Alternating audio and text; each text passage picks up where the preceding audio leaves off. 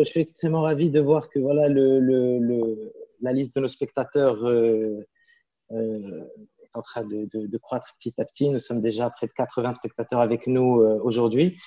Bienvenue en tout cas à toutes et à tous dans ce webinaire consacré à l'impact du Covid-19 sur les habitudes de consommation des Marocains. Je tiens d'abord à remercier l'ensemble des personnes qui nous écoutent et qui nous regardent aujourd'hui.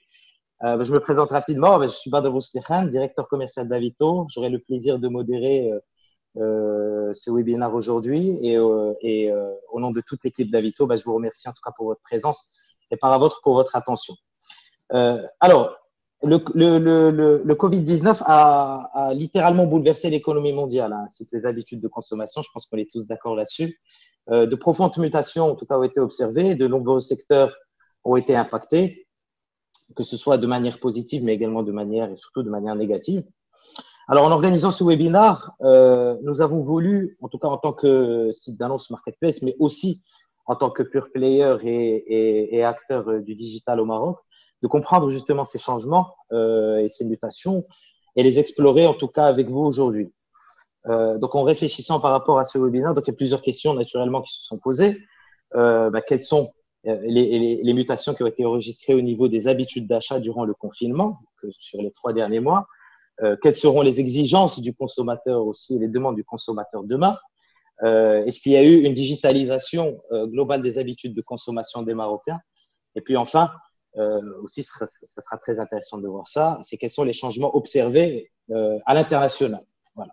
Dans quelle mesure ce sont des choses qu'il y a des points de convergence et des similitudes que l'on verra également au niveau du marché marocain.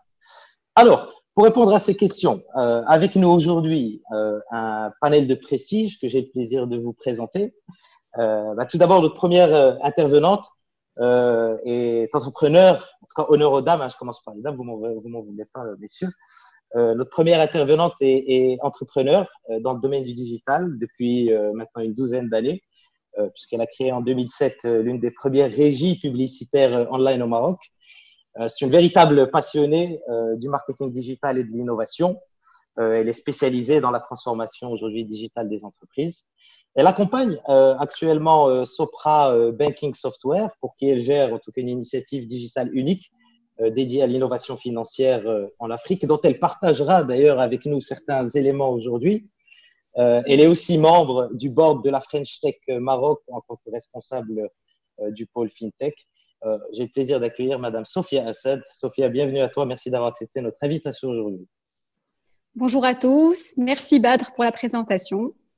Je suis ravie d'être parmi vous et j'ai hâte de partager mes observations.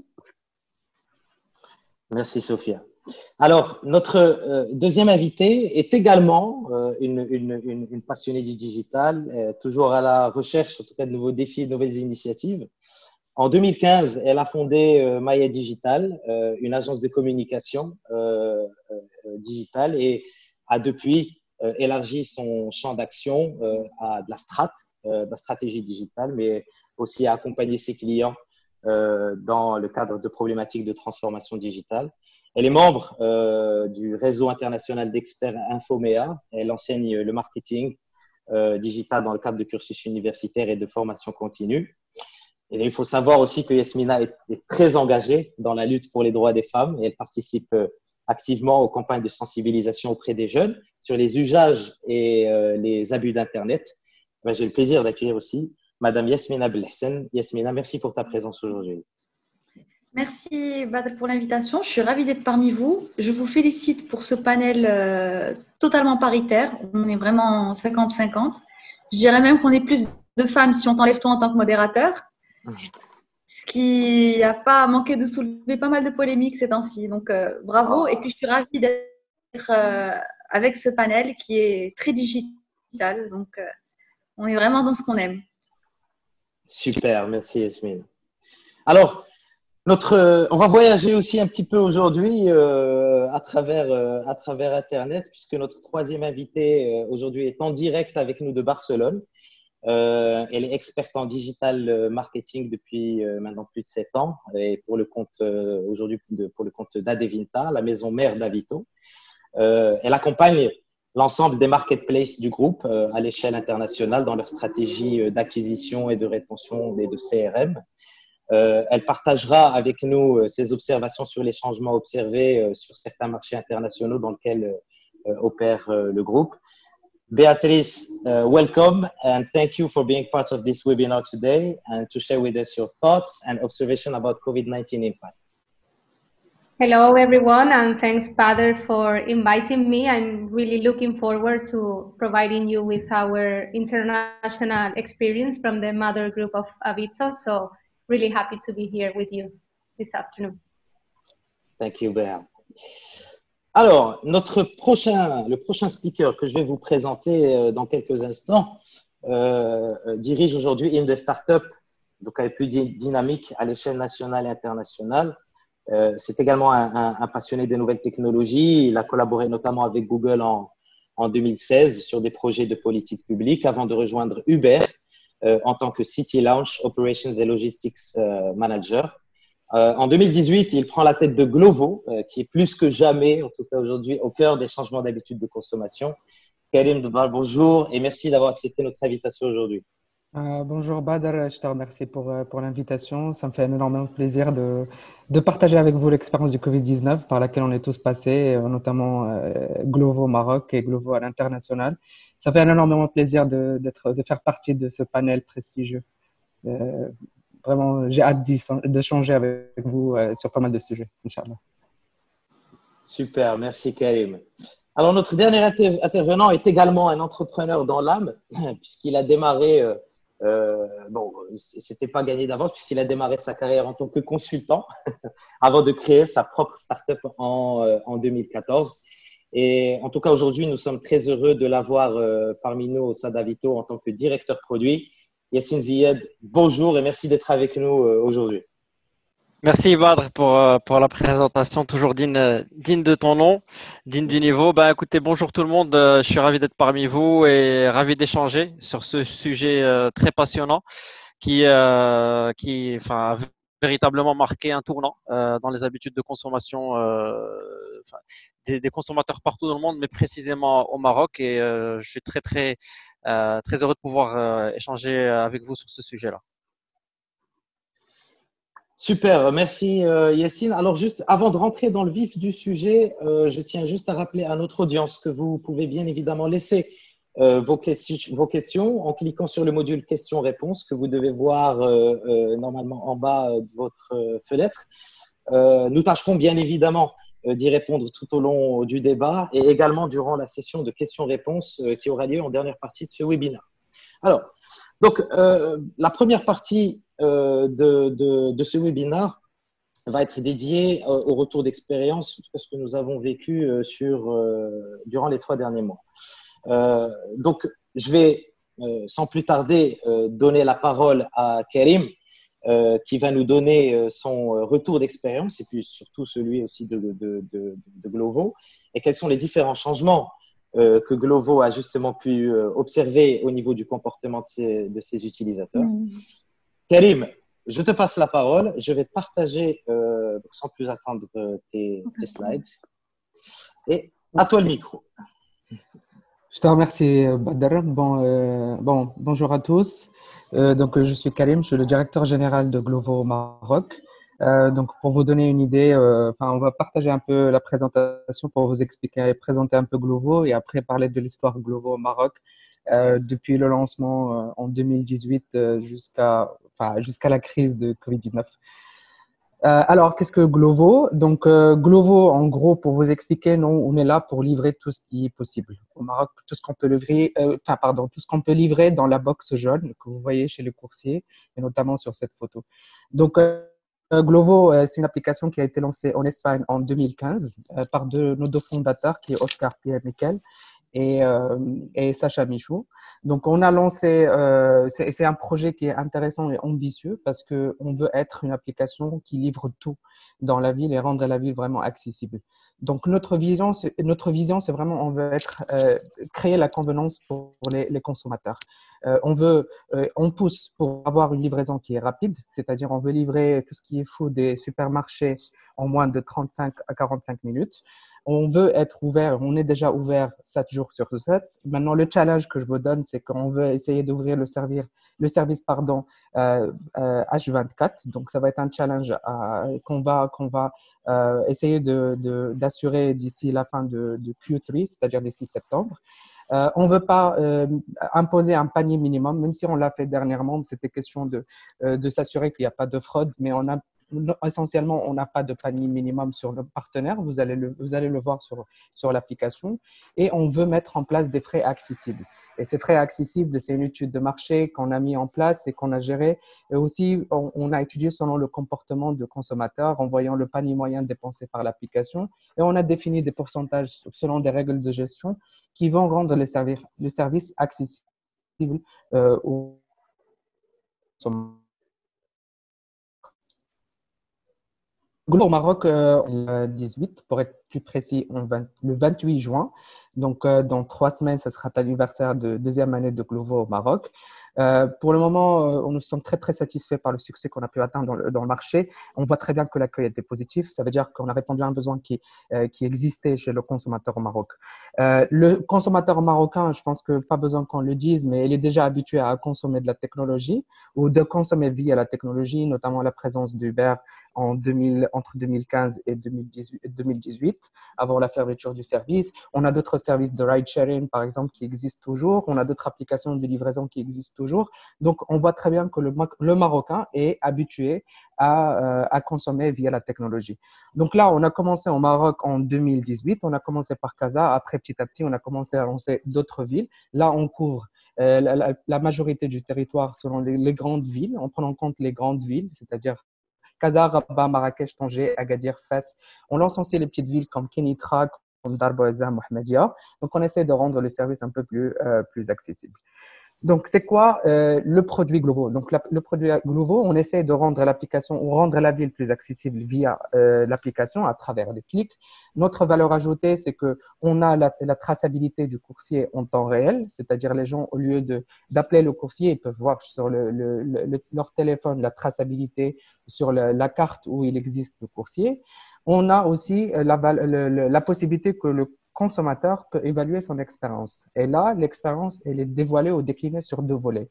Soit le service en lui-même, c'est-à-dire le coursier qui représente Glovo. Il y a aussi le produit qu'il a commandé. Et là, c'est vraiment un rating qu'on donne aux partenaires, ce qui nous permet aussi de les accompagner à améliorer soit leurs prestations, pardon, et les produits, la qualité en termes de préparation, etc., etc. Tu peux décliner Badr? Alors, pour vous expliquer un peu notre application, donc au Maroc, voilà le dispositif en termes de chiffre d'affaires qu'on avait, ou d'activité plutôt, qu'on avait. Donc, on avait le food qui représentait 88% de notre activité. On avait les supermarchés qui étaient à moins de 10%. On avait le service coursier. Là, le service coursier, juste pour expliquer, c'est quand le consommateur envoie un chargeur, par exemple, s'il a oublié un chargeur, les clés, etc., ou envoyer un document d'un point.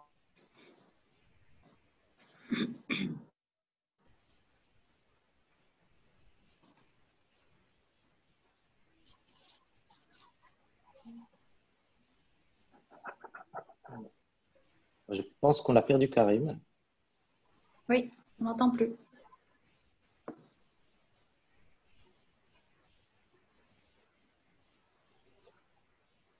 Alors, on va y revenir, du coup. Bon, c'est les aléas un petit peu du direct. Donc, on attendra que Karim se reconnaisse, pardon, et puis il continuera son témoignage. Alors, du coup, j'en profite pour me tourner vers Yasmina. Et donc, du coup, toi, comme toutes les agences digitales du pays, j'imagine que cette crise sanitaire a été un vrai challenge, que ce soit pour ton agence, mais aussi un vrai casse-tête intellectuel pour tes clients également, pour savoir justement quelle posture adopter en ces temps compliqués. Et donc, du coup, nous, on aimerait beaucoup savoir comment, en tout cas de ton expérience et du ressenti que les marques avec qui tu travailles ont eu du marché.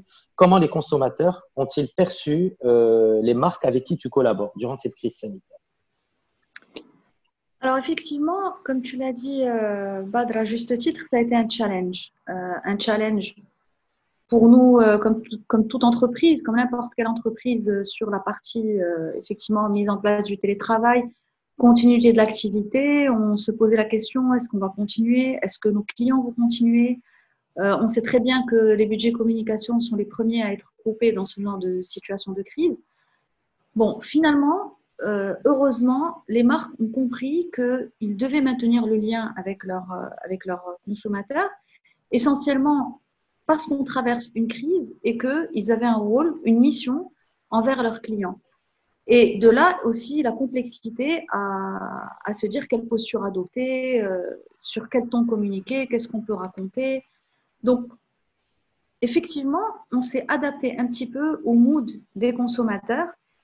Et quand on dit comment les consommateurs ont perçu les marques, moi, je parlerai plus de secteur réellement que de marques. Les marques prises une à une, il n'y en a pas en particulier qui sont, voilà, qui ont été clouées au pilori ou bien qui ont été particulièrement encensées. Ce qui a prévalu, c'était plus le secteur. Il y a des secteurs qui ont été sous le feu des projecteurs, notamment le secteur bancaire, qui a été, on va dire, l'objet de mille et une rumeurs, de mille et une beaucoup de choses qui se sont dites sur le secteur bancaire, un secteur qui lui aussi, bien sûr, a dû s'organiser, a dû réagir. C'est un des piliers de l'économie. Mais voilà, il y a eu le report des échéances des crédits, il y a eu les fameux plans de relance d'Aman Oxygène, d'Aman Relance, toutes ces initiatives étatiques qui ont dû relayer les banques. Il y a eu aussi le fait que les banques sont un maillon important de l'économie et ont donc dû continuer l'activité en mettant leurs collaborateurs au premier plan. Donc ça, c'était aussi quelque chose de très, très important dans la communication. C'est on va dire, la protection des collaborateurs. Donc, je dirais, il y a des secteurs qui ont été plus attaqués que d'autres par les consommateurs. Et il y a des secteurs qui ont décidé de ne pas communiquer. Ou il y en a qui ont plus ou moins, voilà, qui ont plus ou moins, ils ne savaient pas quel angle d'attaque prendre. Et c'est après, dans ces secteurs-là, qu'on peut prendre marque par marque, effectivement. Maintenant, les consommateurs, qu'est-ce qu'ils attendaient des marques? Ils attendaient une communication responsable. Ça, c'est évident. C'est-à-dire, exit tous les discours promotionnels, tous les discours où on a envie de vendre quelque chose. Il fallait que les marques mettent, pour une fois, en avant le client et pas leur produit. Donc, nous, ce qui s'est passé, c'est que plusieurs des marques avec lesquelles on collabore ont switché. Ils ont maintenu leur communication, et bien heureusement, parce que l'étude qui a été faite par Kantar en partenariat avec Edelman est une étude qui a montré que, enfin, c'est une étude qui a été faite bien sûr en Europe et sur d'autres pays occidentaux. Nous n'avons pas de chiffres au Maroc, mais qui a montré qu'effectivement, aujourd'hui, les consommateurs attendaient plusieurs choses. Un, que les entreprises d'abord soient solidaires dans le contexte du Covid. Solidaires de différentes manières, solidaires avec leurs collaborateurs en les protégeant. Donc, il a fallu que les marques montent au créneau et montrent les initiatives qu'ils mettent en place pour leurs collaborateurs. Donc, l'humain a pris le dessus. Et la communication interne, c'est entre guillemets externalisé. C'est-à-dire, on n'a pas communiqué avec les collaborateurs juste entre management et collaborateurs, on l'a fait au vu et au su de tout le monde parce que c'est ce qui était attendu. Donc, un, la protection des collaborateurs. Deux, les cotisations ou bien les participations à tout ce qui est fonds de Covid, tout ce qui est initiative de solidarité, ou ça peut être des initiatives tout simplement dans le cadre de l'amélioration des conditions de vie, dans le cadre du Covid. Donc ça aussi, les marques, les consommateurs étaient sensibles à ce type d'initiative. La première semaine, à chaque fois que les marques montraient, parlaient de leur contribution, on voyait tout de suite des élans d'enthousiasme. Donc on a eu droit à un consommateur plus consciencieux, moins consommateur entre guillemets, on va dire, qui n'était pas dans le produit lui aussi, mais qui était vraiment au fait de la crise. Le Covid a occulté un petit peu toute la communication. Et on a vu des marques qui ont eu une communication responsable. On a, par exemple, une marque dans le crédit à la consommation, on en a dans la banque, on en a également dans la grande distribution, dans les jeux. tous ont dit, bon, aujourd'hui, les messages que nous allons passer doivent être en rapport avec le Covid. Nous devons conseiller, nous devons accompagner nos clients, nos fans, nous devons les accompagner à traverser cette crise dans les meilleures conditions. Donc, relais d'information, conseils, aussi, dès qu'il y avait un service qui apparaissait chez le client en rapport avec le Covid, on en parlait.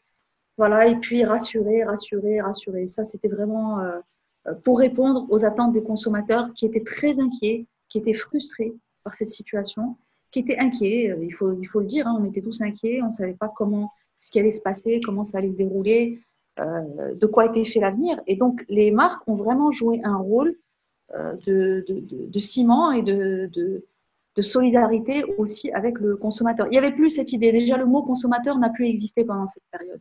C'était plus voilà, une personne, tout simplement, un humain de l'autre côté. Voilà. Je te remercie, Yasmina, pour ton retour. Alors, au-delà, bien évidemment, de cette dimension émotionnelle très forte qu'on a pu observer durant cette période, cette dimension émotionnelle, au final, c'est également illustré par des changements en termes de navigation et d'utilisation d'Internet et de la connectivité en général. Et donc, je vais partager à l'écran certains insights que tu m'as gentiment envoyés. Donc, je te laisserai les commenter. Oui. Voilà. Alors ça, je pense que les aficionados du digital connaissent les études que font We Are Social. Ils ont fait une mise à jour en avril. Et on se rend compte déjà que la population était beaucoup plus connectée, la population mondiale. Et le Maroc est certainement inscrit dans la tendance. Et c'est pour ça que les marques étaient encore plus écoutées qu'avant. Donc, sur le total de la population, ils ont fait un comparatif entre avril 2020 et avril 2019. On a eu plus de 82 millions de personnes connectées par rapport à la même période de l'année dernière.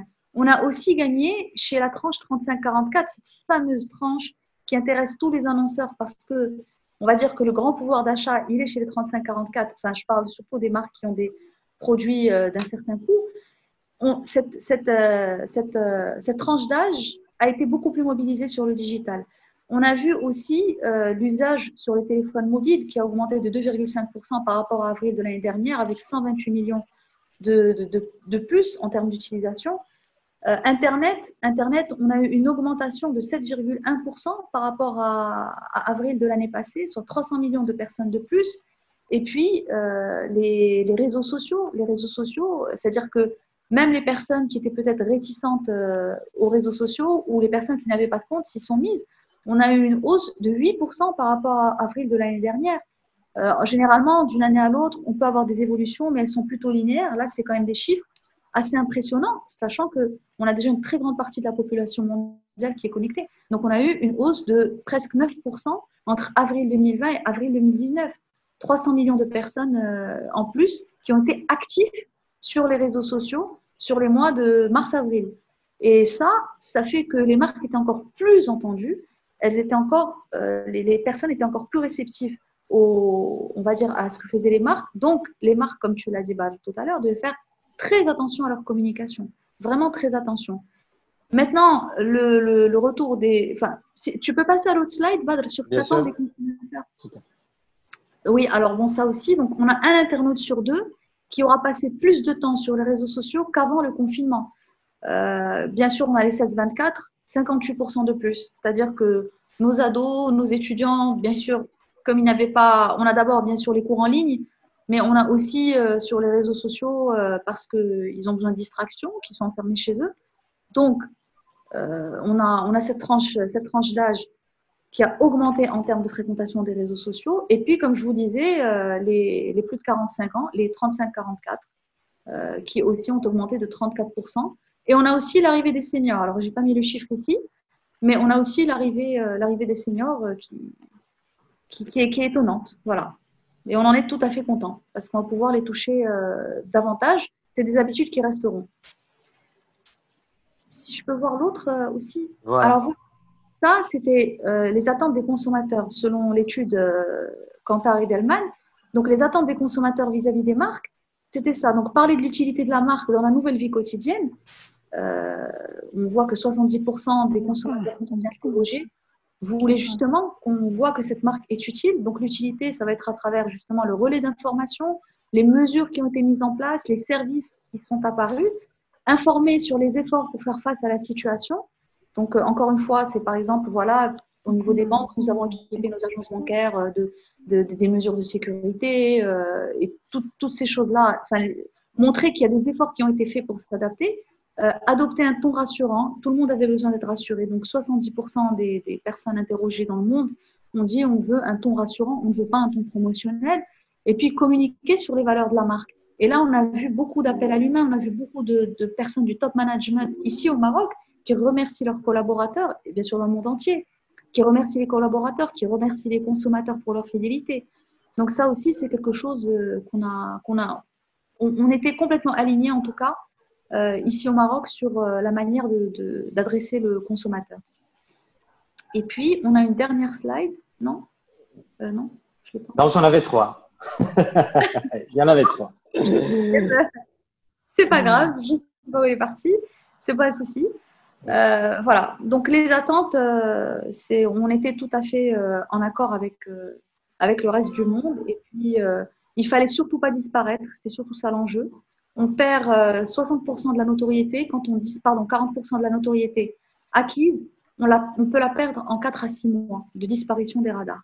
Donc ça, c'était aussi important. Il fallait sensibiliser les clients. Le grand vainqueur, c'est le digital et la communication digitale, parce que c'était le seul canal avec lequel on pouvait toucher les consommateurs, vu que tout ce qui était print et extérieur, n'était plus, les gens ne sortaient plus. Donc, c'était le canal de prédilection. En tout cas, chez Maya Digital, on a essayé de faire face à tout ça. Voilà.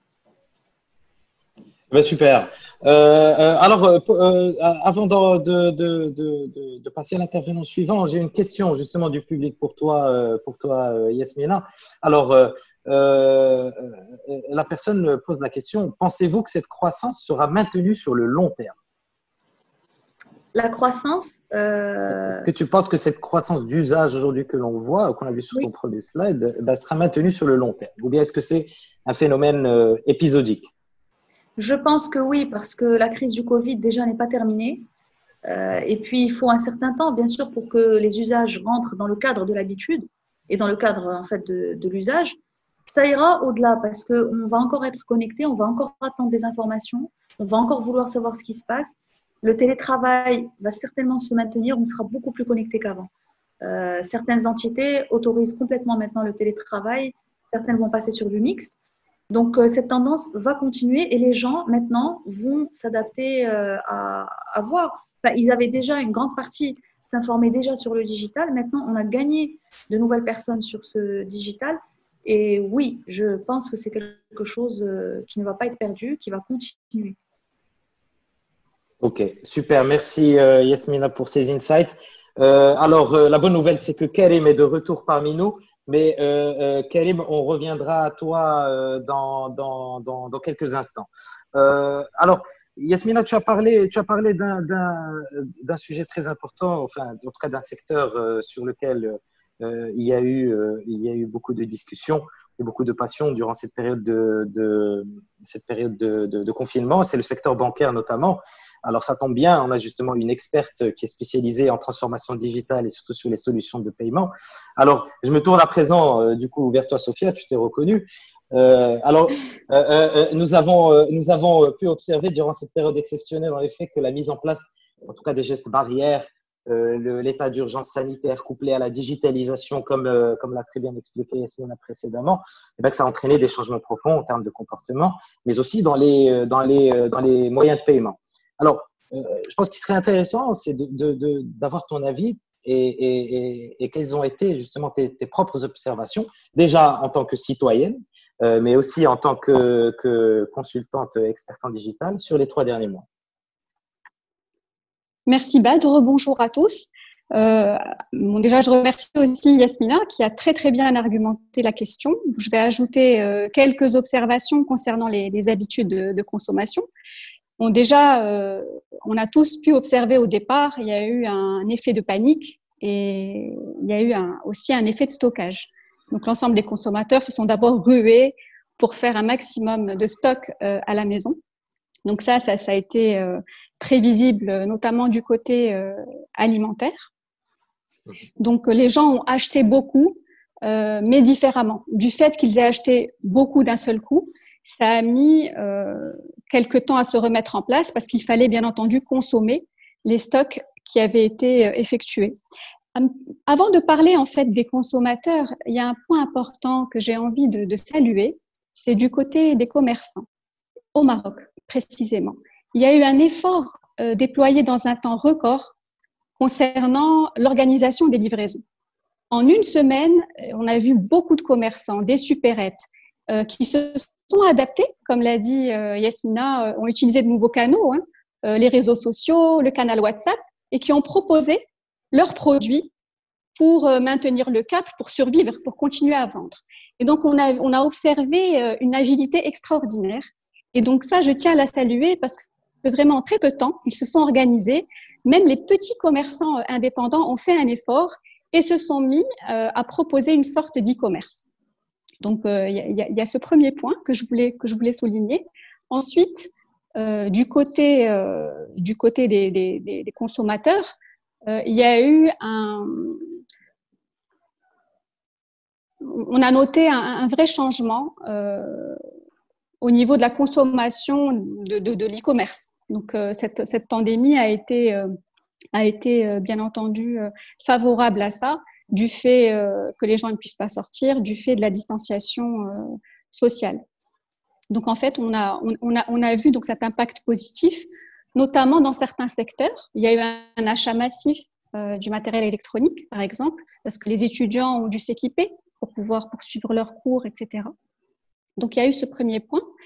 Il y a également des institutions qui ont proposé le paiement en ligne et pour lesquelles il y a eu du répondant du côté du consommateur, les écoles, certains facturiers aussi. Le CMI a montré des chiffres significatifs, plus 55% de hausse concernant certains facturiers comme les telcos, le paiement de l'électricité et de l'eau, si on doit retenir que cela.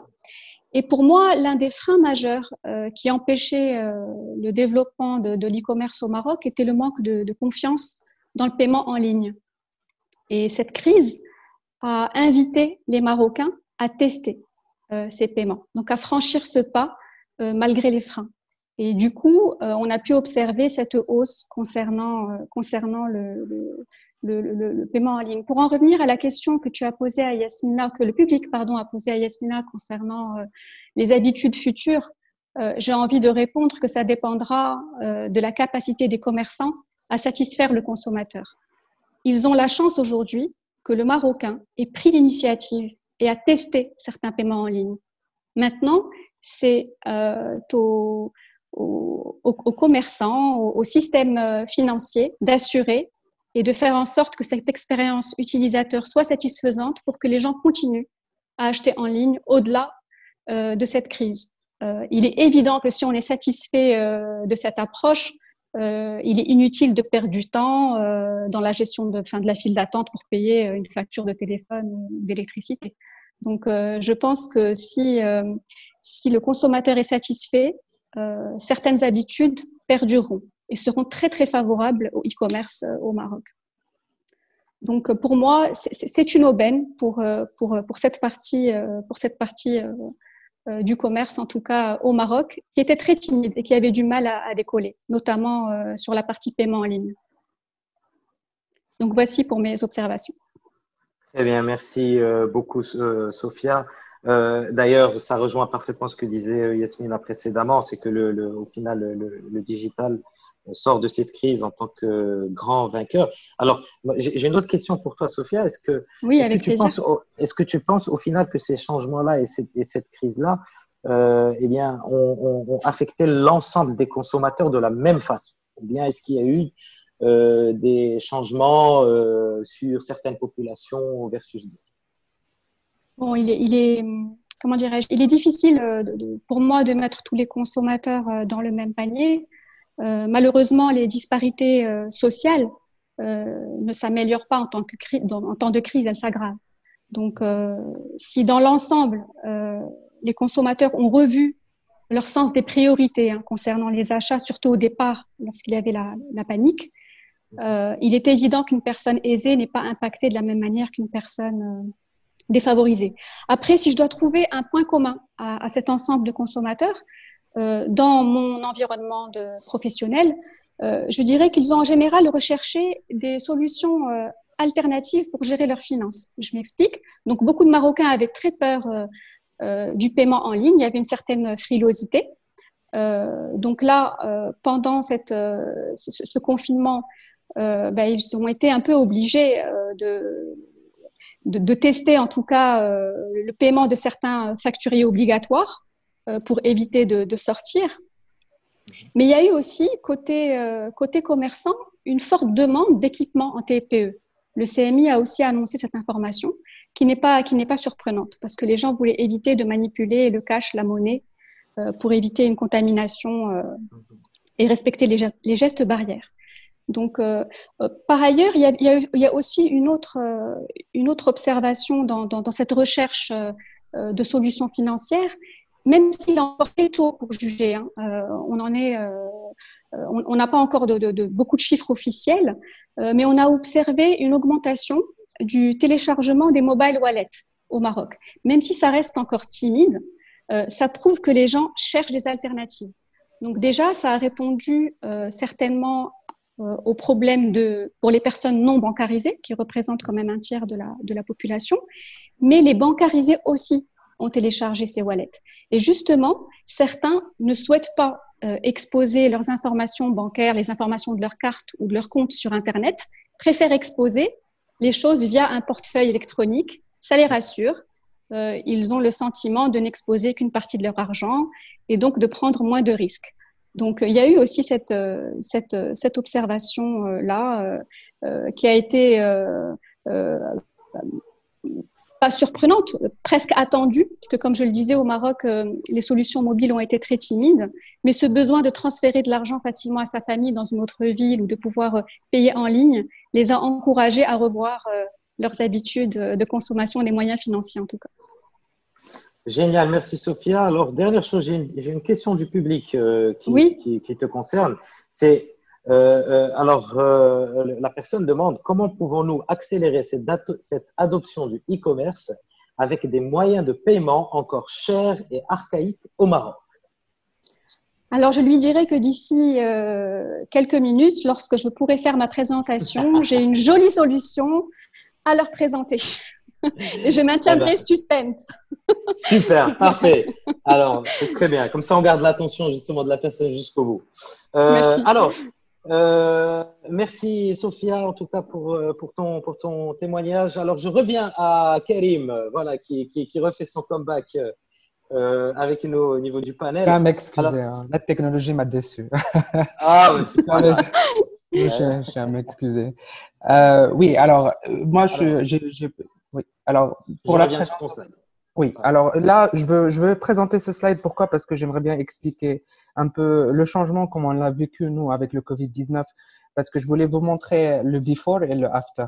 Alors, le before, c'est que notre business ou notre activité, elle est basée à 80% sur le food. Et du jour au lendemain, avec la décision du gouvernement d'arrêter le food, on s'est retrouvé dans une problématique, nous, en tant que Glovo, parce que, on voulait poursuivre notre mission, c'est rendre la ville accessible. On a compris un peu, selon les business cases qui ont été faits en Europe avec Glovo, notamment en Italie, en Espagne, on a vu comment la livraison à domicile a participé au succès du confinement. Et on a voulu pousser pour la même cause au Maroc. Et d'ailleurs, je rejoins Yasmina dans son cas où on a dû être vraiment vigilant quand il s'agit de notre communication parce que on a dû décliner des communications faites par de nos partenaires, de communiquer sur des combos, des promotions. On a tout arrêté et je pense que ça s'est vu parce qu'on sait que les gens sont un peu spammés par Glovo sur YouTube, par exemple. Mais on a arrêté toute notre campagne marketing, que ce soit la télé qu'on avait live à l'époque. On avait aussi un circuit offline d'affichage à Casablanca et à Rabat qu'on a dû suspendre aussi. Et on s'est concentré pour communiquer sur comment Glovo peut aider les gens à respecter le confinement.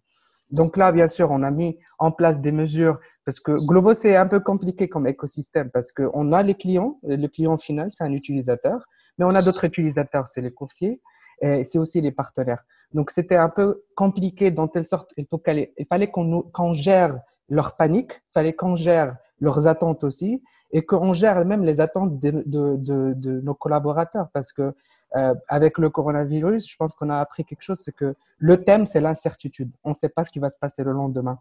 Et on ne voulait pas promettre quoi que ce soit. Donc, on a essayé de travailler à vraiment la casquette citoyen marocain et de vraiment rendre la livraison que pour les produits de première nécessité, que ce soit les boulangeries. Heureusement, on a signé le partenariat avec Marjan parce que je tiens à remercier la direction Marjan parce qu'ils ont vu le sujet, c'était la livraison du supermarché à domicile qui devient un sujet d'ailleurs, et c'est pas qu'au Maroc, c'est partout dans le monde.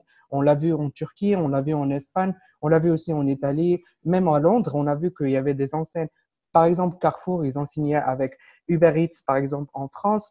Donc, on a vu qu'il y avait ce volet où on pousse le supermarché et les produits de première nécessité via la livraison. Donc, on a essayé d'adapter notre stratégie. On a fait mois par mois. On voulait targeter toutes les enseignes qui peuvent nous aider vraiment à répondre aux besoins. C'est vraiment l'objectif, c'était de faire respecter le confinement et aider et participer au confinement. Donc, on a travaillé sur ça. Alhamdoulilah, on a réussi parce que il y avait une communication agressive auprès de nos coursiers, des clovers, parce qu'on voulait les éduquer sur les mesures, les gestes barrières, les mesures sanitaires qui sont dictées par l'OMS. Donc, on les a équipés de liquide hydroalcoolique, des masques, des gants quand il s'agit. On a introduit deux astuces sur notre application pour limiter vraiment l'interaction avec le client. Un, c'était le contactless, c'est-à-dire on a poussé vers le paiement en ligne. Et là, on a vu, pour être tout à fait transparent, avant le Covid, on était à peu près entre 15 à 20% des transactions qui étaient payées à carte bleue. Maintenant, après le Covid, là, on est à 70% des transactions qui sont payées par carte. Ça montre que c'est une réponse parce que la propagation du Covid via le cash est très élevée. Donc, on a poussé pour ça. Les gens, ils ont fait confiance à notre système de paiement aussi parce qu'on a travaillé avec des intégrateurs pour vraiment sécuriser le système. On a un service client qui suit un peu s'il y a cas de fraude, etc. pour vraiment rendre l'expérience optimale et agréable pour l'utilisateur. Deuxième chose, on a introduit le sans signature. Donc là, le sans signature, c'était parce qu'avant, le client est signé sur l'application. Là, on l'a enlevé aussi. Et on demandait même au client de spécifier un temps de drop-off. Le coursier, il vient et il remet la livraison sans qu'il y ait vraiment un contact physique avec le client. Donc, c'était pas mal de mesures qu'on a mis en place et pas mal d'éducation aussi auprès de nos coursiers que d'ailleurs, je tiens à féliciter pour l'implication et leur investissement pendant cette période-là. Les partenaires aussi qui nous ont remarqué, comme elle l'a dit Sophia, parce qu'il y avait pas mal de commerces qui se sont vraiment penchés sur le sujet de livraison et aussi même respecter les consignes. C'était important pour eux de s'assurer qu'ils respectent les consignes, pour nous aussi. Et d'ailleurs, on le fait toujours. Même avec maintenant la réactivation de Food, on demande un cahier de charge qui soit signé par le partenaire pour sécuriser, pour nous rassurer et rassurer nos clients que ces partenaires qui sont live sur l'application, ils respectent les mesures sanitaires dictées par l'OMS. Donc là, c'était à peu près… Alors, le changement, bien sûr, c'était le supermarché. Donc, ça a boomé du jour au lendemain suite au partenariat avec Marjan. Donc, ça a boomé. On a vu les gens qui étaient impliqués. Marjan, ils étaient impliqués aussi pour améliorer les opérations. Donc, ils nous ont mis à la disposition de Glovo des préparateurs qui préparaient la commande, vu qu'ils maîtrisent un peu leur in-store. On a vu la confiance dans le produit, notamment via le panier acheté. Donc, on avait des paniers très élevés. Donc, les gens faisaient confiance à notre paiement, faisaient confiance aux produits même et qu'ils allaient être servis. Donc, c'était des choses qu'on a remarquées. On s'est concentré vraiment sur la partie de première nécessité, la livraison des produits de première nécessité, les boulangeries pendant le Ramadan et aussi pendant la période de Covid, tout ce qui est produit parapharmaceutique. Donc, on a poussé pour ça et on a essayé de vraiment rendre l'application à l'ami et vraiment pour consoler les gens pendant cette période-là de crise. En gros, les catégories, c'était ça. Donc, les top sellers, c'était les supermarchés, les fruits et légumes. Mais à un moment, je pense qu'on est tous d'accord qu'après un moment, il y a eu une fatigue à la cuisine qui s'est installée et que les gens, ils avaient besoin de changer. Donc, heureusement, avec la décision du gouvernement pour lancer le emporté et la livraison pour le food. Donc là, on commence à voir un peu de l'activité qui commence à bouger avec nos partenaires. Génial. Merci beaucoup, Karim, pour ce retour. Alors, juste par curiosité, peut-être une information qui peut être intéressante parce qu'elle a été posée justement par une personne du public. Donc sur le boom que tu as raconté justement tout à l'heure pour une fois que le partenariat avec Marjan a été mis en place et les produits de première nécessité qui ont été mis en avant. Alors, quels ont été les produits qui ont été le plus achetés ou commandés via ton application? Alors, Tu as cette info. Alors, les top sellers qu'on a trouvé, par exemple, chez Marjan, c'était les fruits et légumes, c'était les supermarchés. Donc, les gens préparaient leur repas à travers les fruits et légumes qui sont livrés par Glovo. Pour la partie parapharmaceutique, donc il y avait les masques et les liquides hydroalcooliques. Donc aussi, il faisait partie des top sellers pour la catégorie parapharmacie. Pour la catégorie boulangerie, c'était le pain et brewat. Donc brewat aussi, ça faisait partie des top sellers pendant la période du Ramadan surtout, le Ramadan. Super, merci beaucoup Karim pour ton témoignage.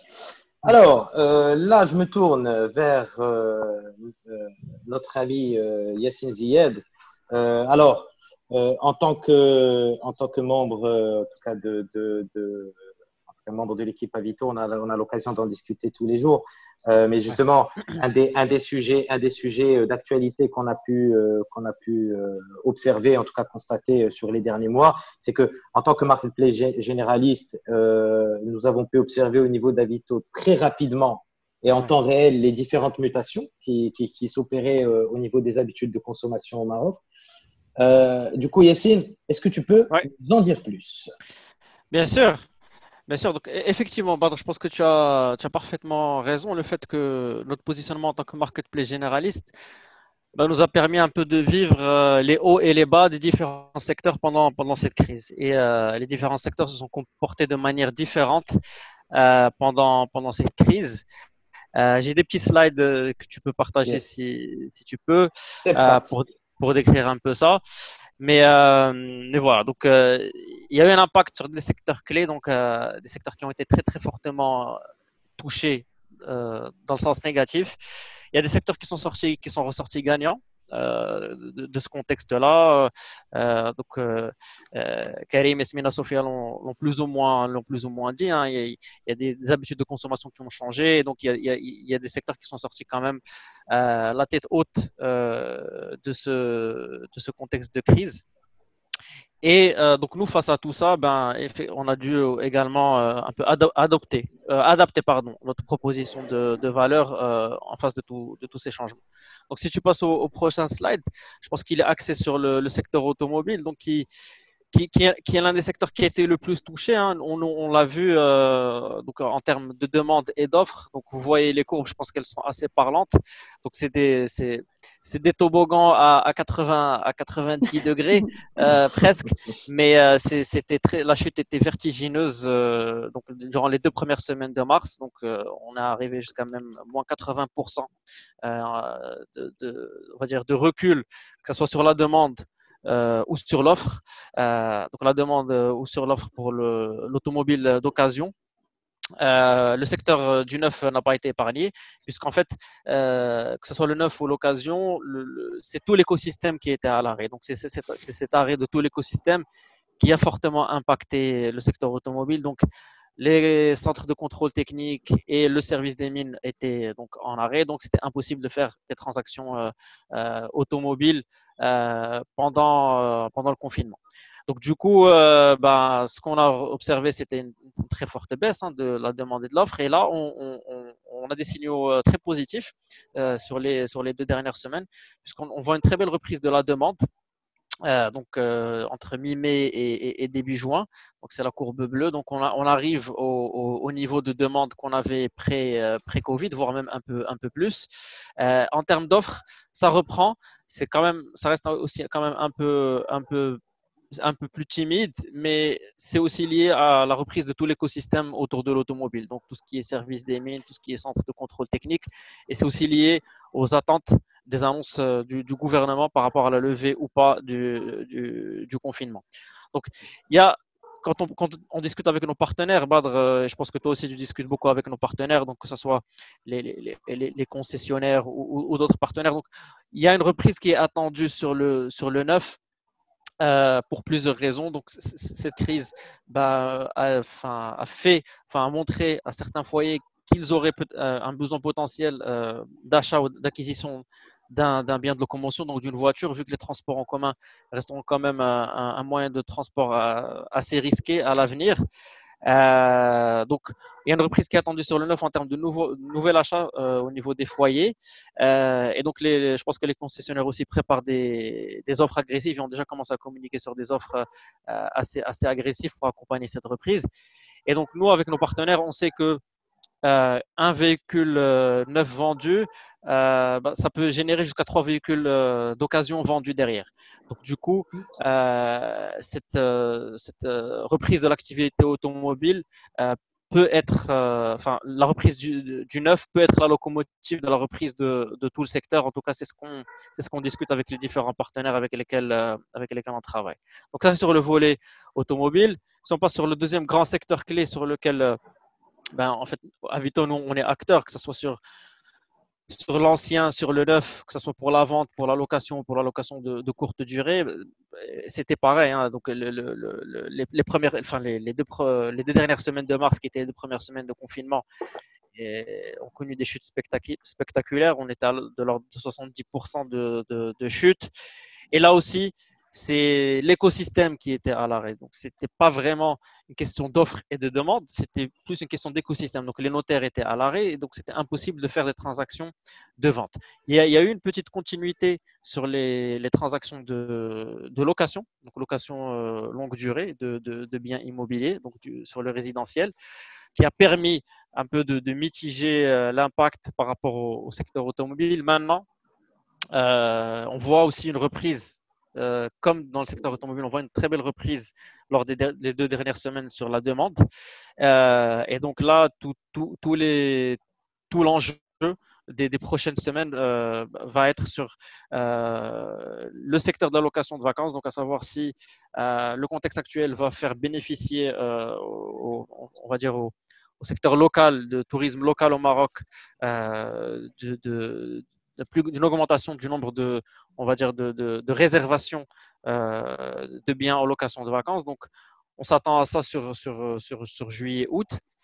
Et beaucoup d'attentes sur les transactions sur le neuf. Donc, entre les biens qui sont disponibles en offre immobilière et les capacités d'achat et les capacités d'endettement des consommateurs marocains, et à voir s'il y aura des accompagnements de la part des acteurs du secteur, donc des banques, des accompagnements au niveau des frais d'inscription et des frais notariaux. Donc, il y a beaucoup de questions et de paris là-dessus.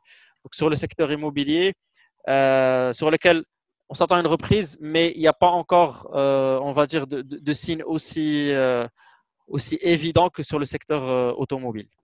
Donc ça, c'était les deux premiers secteurs qui ont été vraiment impactés par la crise. Maintenant, il y a d'autres industries qui ont bénéficié de ce contexte-là, et on l'a très très bien vu sur l'électronique et l'électroménager sur Avito, avec une très très forte augmentation de la demande sur ces catégories-là. Donc, on parle d'à peu près 100% de croissance de la demande sur l'électronique et l'électroménager, en allant jusqu'à 150% sur tout ce qui est matériel de sport à domicile, sur le petit électroménager de maison, donc les tondeuses de cheveux, par exemple, qui ont fait des dégâts sur les cheveux de Karim, comme il a partagé avec nous en début de call.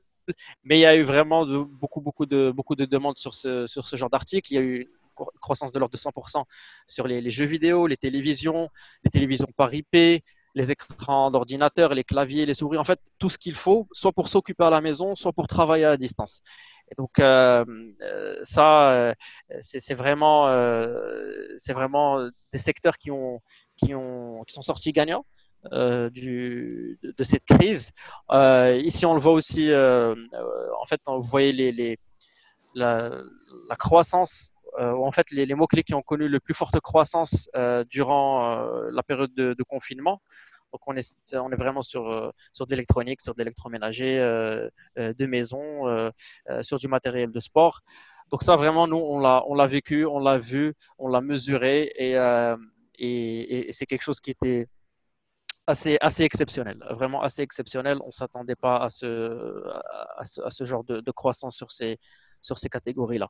Sur l'offre, je pense que c'est le prochain slide. Donc, euh, l'offre a résisté plus ou moins. C'est mieux comporté. L'offre sur l'électronique et l'électroménager, c'est mieux comporté que, bien sûr, l'offre sur l'automobile et l'immobilier. Maintenant, ce secteur-là était en tension en termes d'équilibre offre-demande, dans le sens où il y avait un très très gros problème en fait, de disponibilité de stock, puisque on va dire les circuits de renouvellement de stock étaient aussi impactés par la crise. Donc tout ce qui est importé, qui passe par les ports aériens, maritimes. Donc ça aussi été très fortement impacté. Tout ce qui vient de Chine a également été très fortement impacté en termes d'industrie. Donc, du coup, il y avait une tension entre l'offre et la demande qui a résisté, mais sur certaines périodes, on voyait vraiment qu'il y avait 3, 4, 5 fois plus de demandes que d'offres disponibles.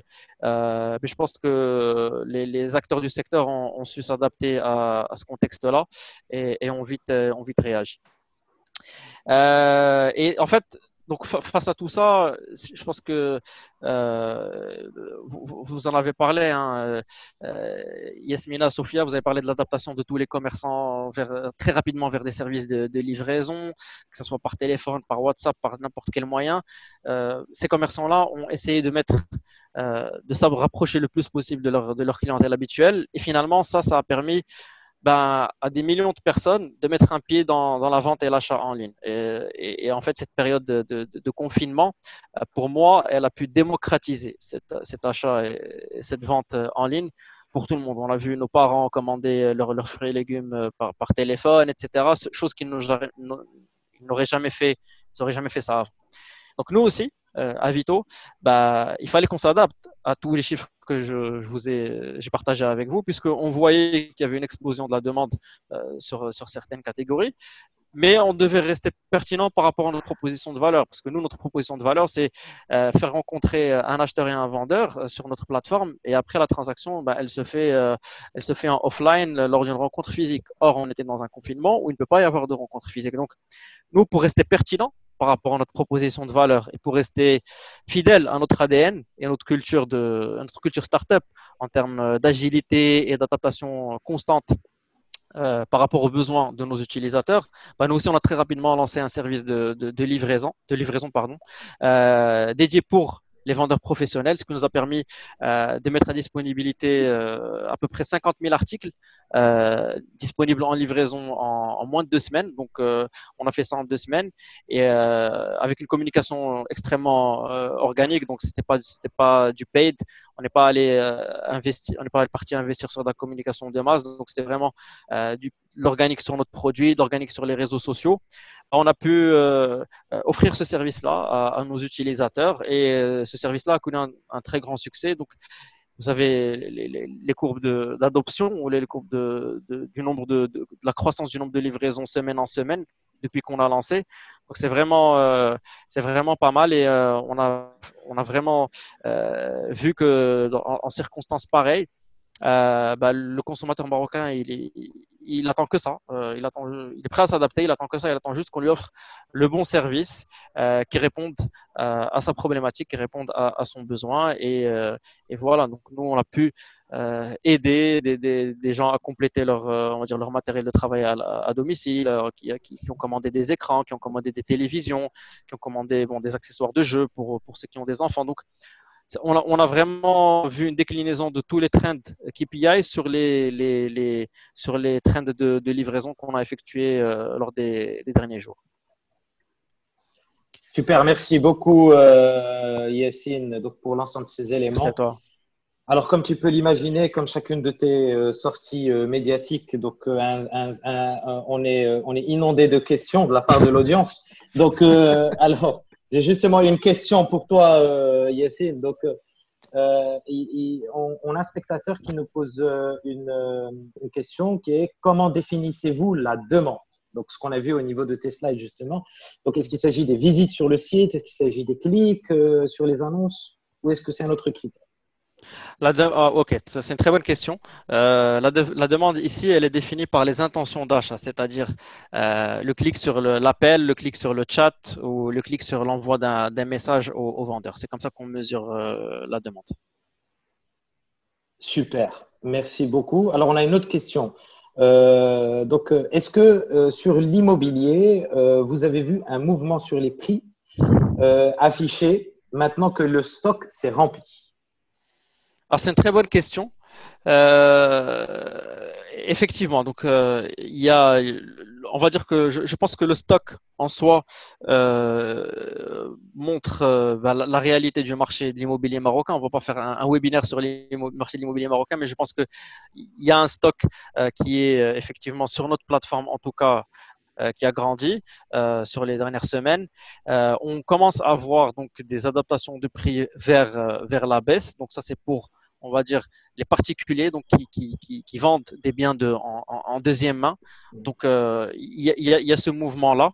Et côté promotion immobilière, on commence à voir des offres sortir avec on va dire, des petites réductions. Ce n'est pas encore de l'ordre de ce qu'on voit sur le marché de l'automobile, mais on voit des offres sortir avec des petites réductions sur les biens neufs immobiliers.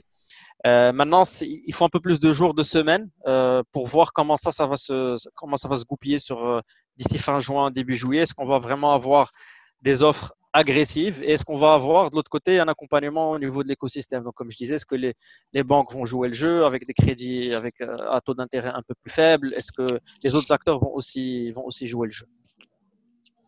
Génial, merci beaucoup Yacine pour tous ces insights. D'ailleurs, on a un commentaire de la part de nos amis de l'Argus, de la côte auto Argus, qui nous informe que les centres de contrôle technique vont ouvrir leurs portes le vendredi 12. Donc voilà, donc pour ceux qui souhaitent acheter un véhicule d'occasion d'ici les prochains jours. Alors, merci à toi Yacine. Donc, on passe à la deuxième partie de ce webinaire. Et je rappelle également, pour les personnes qui viennent de nous rejoindre aussi, que les questions, n'hésitez pas à poser vos questions. Donc, on y reviendra, en tout cas pour celles auxquelles on n'a pas encore répondu, on y reviendra en fin de webinaire. Alors, nous allons à présent quitter le Maroc et nous allons nous diriger vers la ville de Barcelone avec Béatrice, voilà, qui, en tant que digital marketing expert chez Adevinta, va partager avec nous dans quelques instants ses observations sur ce qui s'est passé sur les 3 derniers mois au sein du groupe et aussi sur les perspectives sur les marchés internationaux. Beatrice, thank you very much again for being with us in this webinar.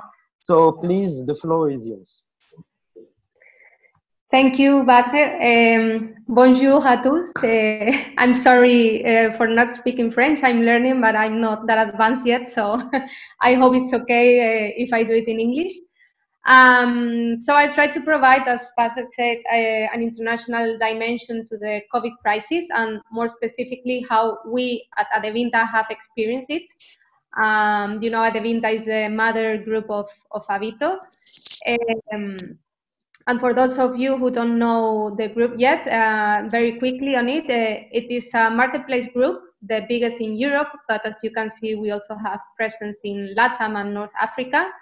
And it's composed by a family of local digital brands with an average of 1.5 billion monthly visits to our sites in total, and about a population footprint of about 800 million people.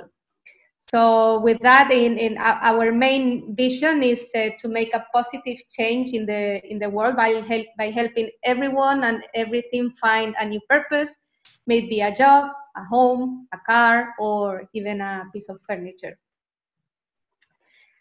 So, but as we are witnessing the worst health crisis of our generation, and like almost every sector, COVID also hit us very, very hardly. I guess only a few companies might be able to say the opposite. But yeah, so due to social distancing and lockdowns, on the one hand, people cannot meet to buy and sell. So yes, we are an online business, but our transactions require, in most cases, close in-person interactions. And with users' willingness to meet in person decreasing, of course, this could only result in our in our traffic dropping quite heavily in our sites. On the other hand, we have we have our customers. No, sorry. Can you go back to the previous one? Sure. Yeah. Sorry. No problem. So we have our customers, the one we generate revenue with, which are experiencing threats to their businesses that they hadn't seen before. Many still do a lot of their business offline. So think of a car dealer who had to shut down their shops, or real estate agents who are unable to show an apartment to a potential buyer, or in general companies having to fire their employees rather than hiring them and posting their job offers in our sites. So at least temporarily, many of our customers had to shut down their businesses, and of course, this is putting our own revenue at risk. Now you can change to the next one. And of course, we cannot change the environment. We cannot change what's going on outside, but we can choose how to react to it. So now I want to give you a bit of an overview of the different actions that we've been taking across our different marketplaces.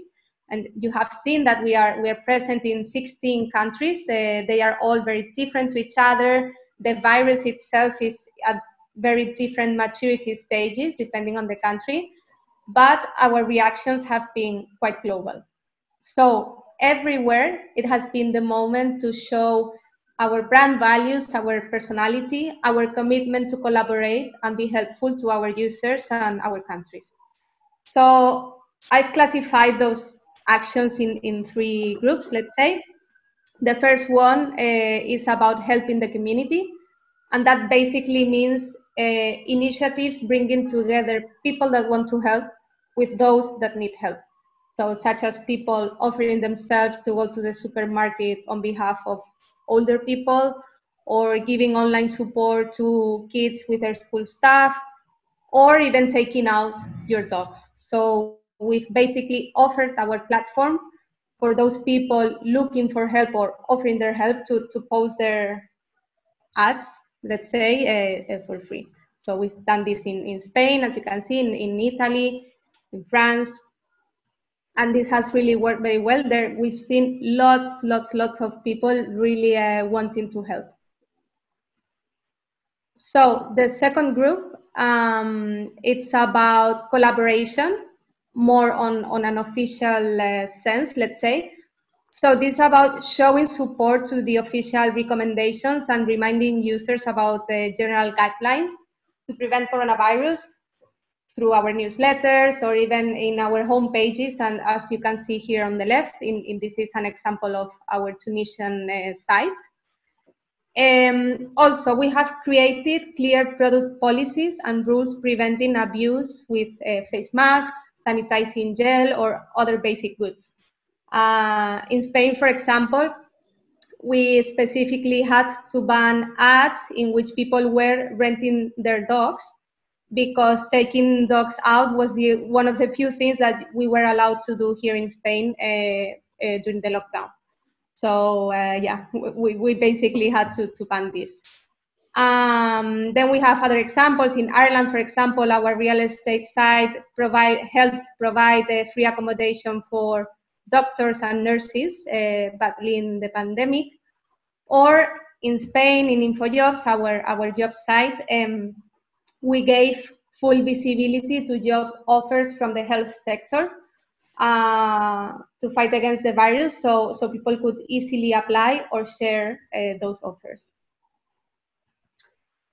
Finally, the third group is more business focused, let's say, and it's about launching or improving our logistic options to make sure people can buy and sell goods from the safety of their homes. So we just saw that in Avito as well. Many of our marketplaces already had the launch of these features under their plans, but this crisis has just accelerated the launching of this. So this includes securely payments and ensuring door-to-door pickup and delivery. So the benefits, it's convenience, it's security, it's fast and easy. And again, we've done this almost in all our countries, in Austria, in France, Spain, Hungary, in Avito, and it's really working very well. So we still don't know how users will change their way of thinking and behaving as we go out of the crisis, but there are a few realities that might align very well, at least with our marketplace business model. The first one is digitization. You've already heard this in these discussions, but COVID has hugely accelerated the adoption of technologies and existing trends around the way we learn, we shop, or we travel. And we will now enter a low-touch economy with many offline industries being more and more digitized. And marketplaces are yet to demonstrate their full potential, particularly in historical regulated sectors such as healthcare or education, or in low digitized sectors like think, for example, of real estate. Users will be now able to discover their new homes online, conduct virtual visits, even sign the rental agreements fully digitally. So the need of physical interaction will be a lot lower. Also, a big part of the consumption is still happening offline, so there's still huge growth potential in marketplaces as more consumers adapt to buying goods and services through online platforms. And as this happens, of course, on-site transactions will become mandatory. So, such as payment and delivery, this is not a question anymore. Like the consumer is requesting this, and of course, we need to deliver on that. But of course, this also provides new questions around what we need to provide in terms of user experience, trust, safety, etc. Then thirdly, especially in an economic downturn, used goods become a very smart options for many. So seeking good deals, quality items at a good price will be a new reality for many. Also, making money by selling goods can be a very good source of income for sellers. Fourth is about communities. So attitudes towards the sharing economy will change with more opportunities for community ownership and to get closer to like-minded people who share a mission. And if you go to the last point, for example, one of these missions can be making second-hand first choice as one of the means to help save the planet. So we have seen during this lockdown how air in the cities have become cleaner, even weird animals coming to the cities. More and more people are getting conscious that there is no planet B. And any initiative supporting the environment, such as the circular economy that marketplaces promote, will gain more and more importance. And so these were the main trends that we foresee, mainly for the marketplaces industry, but some of these might also apply to other sectors. Actually, I think this is part of the next session, so I'll stop here and give back the word to Badr, so we can continue with the discussion. Thank you very much, Beatriz, for this presentation and those valuable insights. So the great news is that basically what we have been observing, what you guys have been observing in the on the European or in the LATAM markets are pretty similar of what we are actually experiencing here in Morocco. So you've made actually a perfect transition for me, as we will be considering now the perspectives post-Covid in a local perspective. Donc, nous entrons donc dans la troisième et dernière partie de ce webinaire dédié aux perspectives et dans ce qu'on va appeler le Next Normal. Donc, comme on a pu le voir tout à l'heure avec l'ensemble de nos intervenants, au final, la crise sanitaire a joué un rôle d'accélérateur dans la digitalisation des Marocains et notamment on en a discuté tout à l'heure, dans l'utilisation des services bancaires et monétiques. Alors, Sophie a entretenu le suspense depuis le début, donc sur l'innovation qu'elle est sur le point de nous présenter. Et donc, la bonne nouvelle, c'est qu'elle va avoir l'occasion de nous la montrer. Alors, je sais, Sophie, que je vais spoiler un tout petit peu, mais très rapidement. Donc, je sais que tu travailles actuellement sur un projet passionnant qui s'inscrit pleinement dans cette dynamique et dans on va dire la démocratisation de l'accès bancaire à la fois au Maroc, mais aussi avec une vision panafricaine. Et j'aimerais beaucoup que tu nous en dises plus. Avec plaisir, Badr, et je suis heureuse de pouvoir enfin satisfaire l'auteur de la question concernant la solution de paiement, qui a dû attendre un certain temps quand même. Très bien, le document est partagé, voilà, donc merci Badr.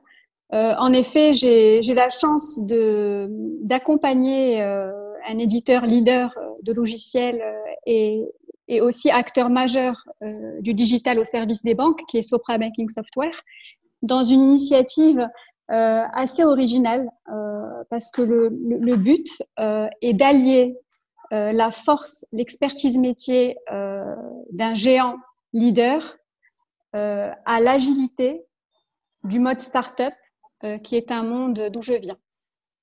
Et donc, en fait, cette initiative, donc DIBACA, qui veut dire Digital Banking Africa, propose de travailler autrement. Plutôt que de proposer des services tout faits qu'on aurait pu imaginer, on a une approche qui invite l'intelligence collective et qui est basée sur la co-création. Cette co-création, elle se fait aussi bien avec les banques, les établissements de paiement, mais aussi d'autres startups, les fintechs.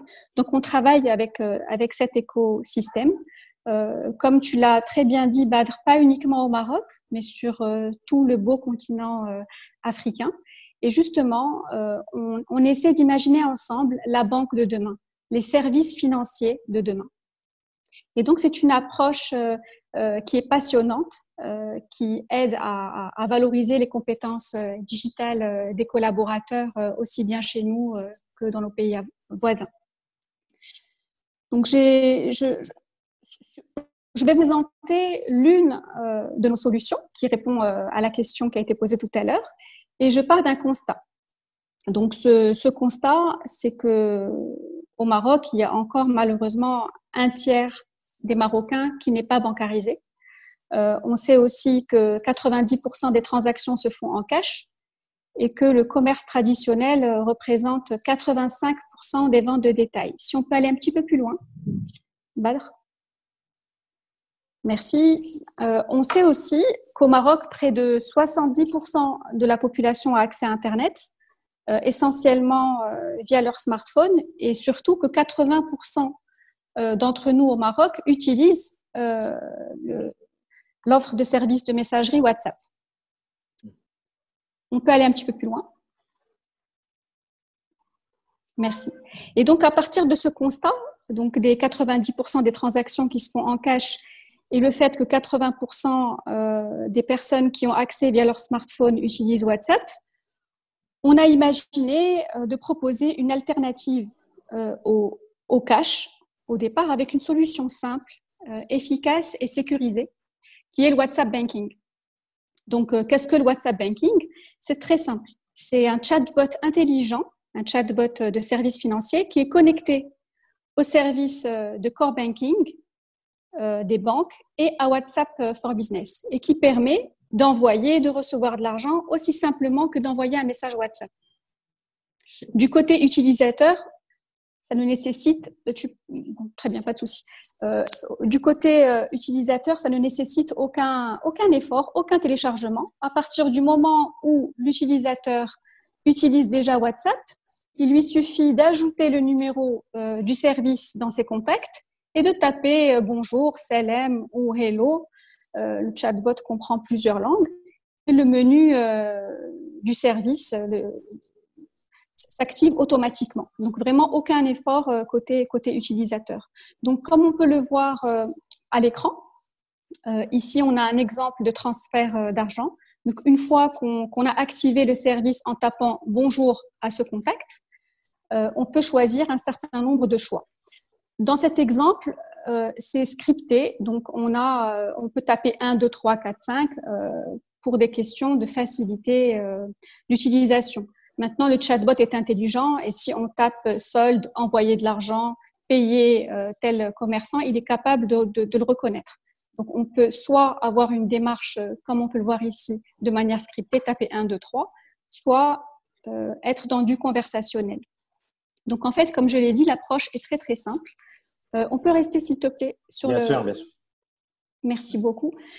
Donc, en fait, dans cet exemple, on voit que pour envoyer de l'argent, il suffit de rechercher le numéro de son contact. Donc là, ce que vous voyez, c'est le partage de mon téléphone et j'envoie de l'argent à un collaborateur réel qui est Florent dans le cadre d'un test.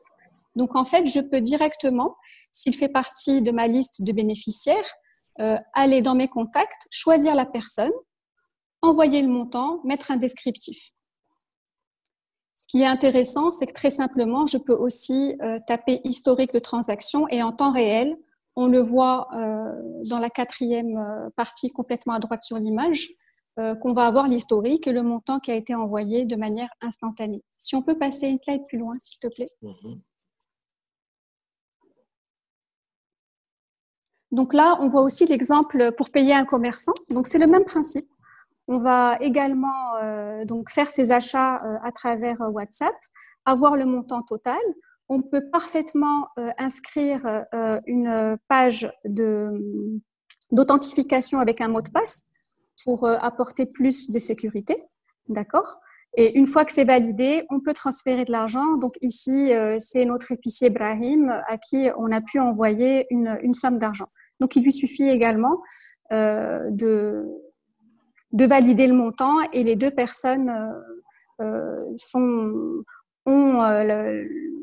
un message, un accusé de réception qui explique que le montant a bien été versé. Comme vous pouvez le voir aussi dans l'image, le chatbot est intelligent. Donc, si moi, ma langue préférentielle est le français, mais que mon interlocuteur a pour langue préférentielle l'arabe, le chatbot va s'adapter. Donc, moi, je peux chatter en français, la personne reçoit les messages concernant le transfert d'argent dans sa langue préférentielle. Donc voilà, j'espère que cette petite démonstration va satisfaire l'auteur de la question de tout à l'heure. Donc le WhatsApp Banking est déjà en place. Hein, c'est une solution. Ça a été la première solution proposée par Dibaka. Elle a été imaginée en réponse à un concours d'innovation qui avait été mené par une grande banque marocaine. Et Dibaka était vainqueur de ce concours avec cette solution-là. Elle a été vendue aussi à d'autres banques sur le continent africain, notamment en Côte d'Ivoire. Donc, c'est une solution qui est déjà en place et bientôt, elle sera en service au Maroc. C'est en cours. Fantastique, Sophia. Franchement, je n'ai jamais pensé un jour pouvoir gérer mon compte bancaire par WhatsApp. En tout cas, ça sera… Tu pourras bientôt le tester. Exactement, tout à fait. Je serai avec plaisir un cobaye pour cette expérience. Alors, tu as pas mal de questions, mais on y reviendra de la part de l'audience. On y reviendra par la suite. Je passe la parole à Karim. Du coup, Karim, par rapport à tout ce qu'on s'est dit et par rapport également à ce que Glovo est en train d'expérimenter aujourd'hui, quelle est ta lecture sur les perspectives post-Covid? Alors, notre culture sur l'avenir de Glovo au Maroc, je pense après la crise Covid-19, est plutôt rassurante parce qu'on voit très bien une adoption du e-commerce. Et ça, on le voit sur nos chiffres dernièrement, parce qu'il y a un taux de pénétration qui est beaucoup plus élevé que le pré-Covid-19, ce qui nous rassure un peu sur l'activité. Mais en même temps, ça met la barre un peu haute pour nous, autant que Glovo, parce que, on veut fidéliser nos clients. Non seulement on veut les acquérir, mais on veut les fidéliser. Donc, normalement, il y a un volet important de notre investissement qui va se baser sur l'expérience utilisateur. Donc, on va optimiser l'expérience utilisateur, que ce soit l'application plus ergonomique, en termes de service client qu'on est en train d'améliorer, on sécurise encore plus nos paiements et même innover sur nos paiements, nos solutions de paiement. Aussi, on veut développer d'autres verticaux, comme on a le food, que, alhamdoulilah, il est bien sécurisé. Maintenant, il faut qu'on parte sur la partie supermarché et innover sur cette partie-là. On veut développer le B2B aussi au Maroc, parce qu'on voit que les gens maintenant, ils font confiance à notre produit, ils font confiance au e-commerce. Donc aussi, c'est un volet sur lequel on va se pencher à partir du Q4 de 2020. Il y a aussi la partie qui m'est très chère, moi, personnellement, c'est que Glovo, c'est un accélérateur économique, notamment en créant des opportunités économiques pour les coursiers. Qui représentent 65% du taux de chômage dans les zones urbaines. Donc, c'est des choses sur lesquelles on va se pencher d'une manière beaucoup plus proactive, qui va nous permettre de sécuriser un peu notre activité et répondre aux consommateurs, parce que notre vision, c'est vraiment que Glovo devient le meilleur ami des utilisateurs et qui compte sur ce service sur tous les volets de leur vie, que ce soit un déjeuner, que ce soit des produits, des courses à la fin de la semaine, que ce soit au cours de la semaine, entre deux réunions, d'envoyer un document à un fournisseur. Donc, c'est ça ce qu'on veut. Et on veut vraiment créer cette culture-là. Notre cible n'a pas changé. On cherche toujours des personnes qui sont on the go, qui servent de praticité. Ils veulent des solutions qui sont pratiques, qui répondent à leurs besoins. On veut faciliter la vie des gens. Donc, c'est ça, si tu veux, si vous voulez, en quelque sorte, c'est notre vision sur 2020 et 2021. Tout en gardant ce côté, ce volet, ou même disons qu'il y a un cloud, comme on dit, d'incertitude dans le marché ou dans le monde, hein, parce qu'on ne sait pas comment ça va évoluer avec le Covid-19. C'est encore le début, hein, on ne sait pas. On est en train de maîtriser, alhamdoulilah, mais en même temps, on ne sait pas parce que c'est un virus qui est imprévisible. Donc, on ne sait pas, espérons que ça va continuer sur ce rythme-là. On va continuer à éduquer nos partenaires, nos coursiers à respecter les mesures sanitaires jusqu'à ce qu'on puisse s'adapter au nouveau normal, comme tu l'as dit. Alors, éventuellement, là, c'est des études qu'on a vues dans l'industrie. D'ailleurs, Nielsen, même, ils l'ont dit en 2018, mais c'est ce qu'on est en train de voir maintenant. C'est que le mobile, ça va être le nouveau normal. Donc, que les gens partir chez des commerçants, ils vont vouloir faire affaire à leur téléphone, à travers leur téléphone. Donc, c'est des choses qui deviennent maintenant le normal. On l'a vu, on en a discuté, on a vu dernièrement, et c'est partout dans le monde, pas qu'au Maroc. Les gens, ils veulent une expérience qui est optimale. Ils ne veulent pas qu'ils soient dérangés, ils ne veulent pas de friction. Donc, on essaie de fluidifier un peu l'expérience de la passation de la commande jusqu'à la livraison. C'est une chose sur laquelle on est en train d'investir de notre maison mère en Barcelone en termes de staffing des ingénieurs pour optimiser les process, pour optimiser l'expérience. Donc, c'est un volet qui est très important pour nous. Et on veut aussi personnaliser l'offre. Donc, on est en train de travailler sur ça aussi. Hein. Glovo au Maroc n'est pas que Glovo, c'est pas la même chose que Glovo en Roumanie ou en Ukraine. Donc, on est en train de personnaliser un peu l'offre pour rendre le produit plus, disons, comment dire en anglais, mais relatable. C'est-à-dire, les gens, quand ils voient, ils savent que c'est un produit qui leur parle. C'est un produit qui est désigné pour répondre aux besoins d'un consommateur marocain. Donc, éventuellement, c'est ça les volets sur lesquels on va investir sur les mois à venir. C'est des challenging times, comme on dit, mais je pense que c'est quelque chose auquel nous devrons faire face tous, autant qu'être humain, autant que leader de business ou en tant que consommateur aussi, hein, parce que nous aussi, on consomme et on veut continuer notre vie dans la normale ou dans le nouveau normal. Donc, voilà. Super, merci Karim. Je passe la parole à Yasmina. Alors, Yasmina, au regard de ce qui a également été partagé, de ce qu'on a vu ensemble aujourd'hui, déjà toi aussi, en tant que professionnelle du métier et en tant que citoyenne, quelles sont les grandes tendances, en tout cas les grandes prévisions que tu vois à ton niveau, et aussi, dans quelle mesure les marques avec qui tu travailles sont en train de s'adapter à ces différents changements-là? Alors, les tendances qu'on voit un petit peu se dessiner au Maroc, c'est un petit peu ce qu'a restitué Béatrice à travers sa présentation. On va avoir, d'abord du côté marque, on va avoir une digitalisation en accéléré. Typiquement, j'ai 2 clients dans mon portefeuille qui, toujours, ils hésitaient pour le e-commerce. Non, je ne sais pas, demain, l'année prochaine. Et bien là, pendant le Covid, on a mis en place leur site web et le site e-commerce. Donc, qui va être lancé incessamment sous peu. Là, donc, ce qu'on voit en fait dans la profession, c'est la digitalisation des circuits de vente, mais aussi des canaux de communication. Donc, les circuits de vente, ça c'est certain parce qu'on a bien vu que quand on n'a plus le réseau physique, on ne peut pas s'arrêter. Ce coup d'arrêt a fait prendre conscience de certaines choses.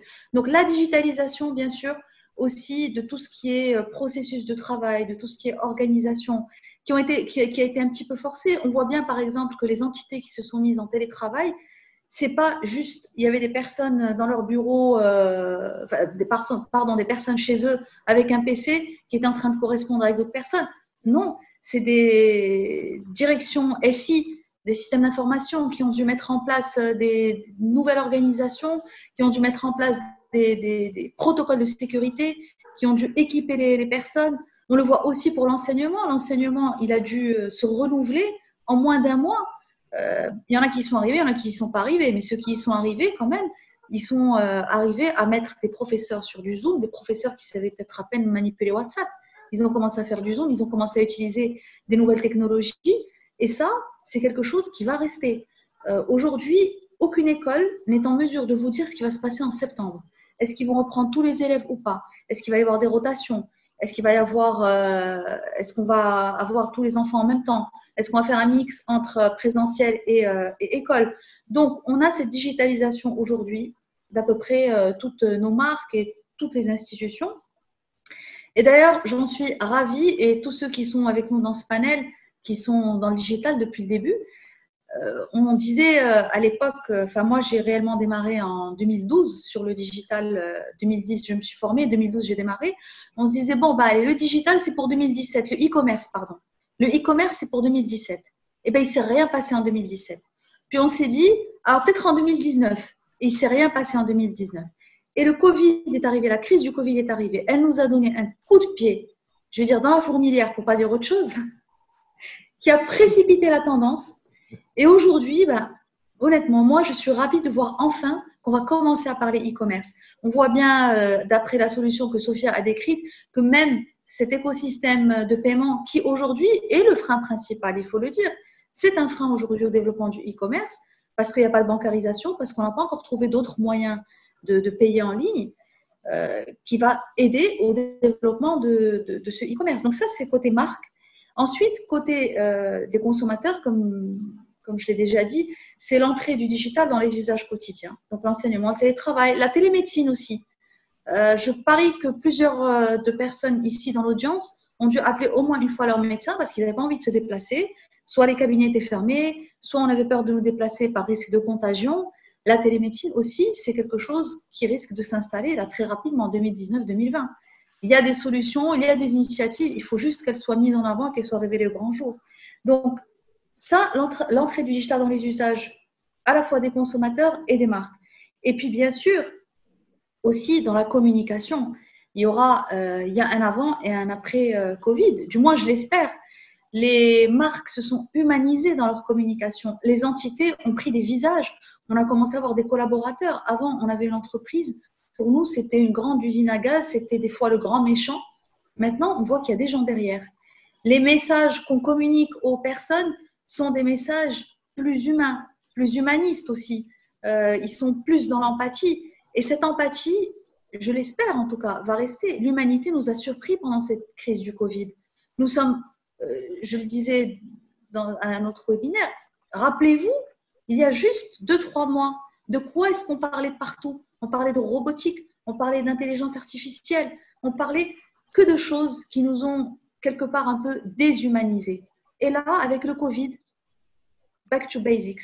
Donc, j'espère que quand on va revenir à ce nouveau normal, comme l'a dit Youssef, ce nouveau normal, c'est qu'on puisse… Karim, pardon, il n'y a pas de…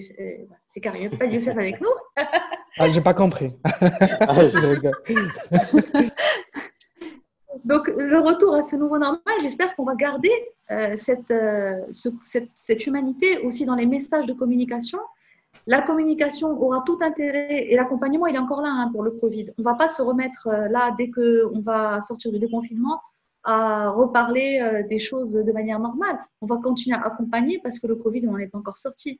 Donc, les marques vont adapter, vont accompagner encore le consommateur. Ça, c'est une tendance qu'on aura jusqu'à fin 2020. Et en 2021, on aura appris les leçons de ce Covid.